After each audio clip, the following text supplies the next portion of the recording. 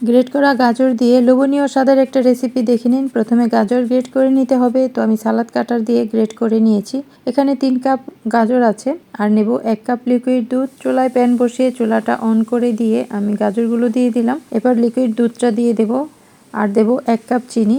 খুব বেশি মিষ্টি হবে না, আবার কমও হবে না, একেবারে সুন্দর মতো এই মিষ্টিটা হবে। গাজর যেহেতু এমনিতেই মিষ্টি থাকে, তো এটাকে আরও মিষ্টি করার জন্য এটুক চিনি যথেষ্ট। তবে যারা বেশি মিষ্টি খান তারা 1.5 কাপ চিনি দেবেন। তো এবার ঢাকনা দিয়ে ঢেকে আমি কিছুক্ষণ জাল করব। তারপর দেখবেন যে গাজরটা একেবারে সেদ্ধ হয়ে নরম হয়ে গেছে। তো এবার ঢাকনা খুলে একেবারে শুকিয়ে যাওয়ার আগ পর্যন্ত জাল করব, আর চামচ দিয়ে একটু ভেঙে ভেঙে দেবো। যেহেতু নরম হয়ে গেছে তাই এগুলোকে এভাবে চেপে চেপে মিশিয়ে নেব। আর এখানে আমি ক্যামেরাটা অফ করে দিয়ে ফেলেছি 1/3 কাপ বাদাম কুচি, আর দিয়েছি হলো ঘি 3 টেবিল চামচ। ঘিটা অবশ্যই দিতে হবে, না দিলে গাজরের গন্ধটা থেকে যায়। আর ঘিটা দিলে খুব সুন্দর একটা ফ্লেভার হয়, খেতে আরো বেশি মজা হয়। আর বাদাম কুচিটা দিলে কামড়ে যখন বাদাম পড়ে তখন খেতে আরো বেশি ভালো লাগে। তো ক্যামেরাটা অফ করা ছিল, সেই অবস্থায় আমি দিয়ে ফেলেছি, তাই স্কিপ হয়ে গেছে। দ্বিতীয়বার দিলে আবার এটা বেশি বাদাম হয়ে যাবে, বেশি ঘি হয়ে যাবে, তখন কিন্তু আবার খুব একটা ভাল লাগবে না, তাই আমি আর দেইনি। তো মুখে বলে দিলাম। এখানে দিলাম সামান্য এলাচ গুঁড়া, আর দিয়েছি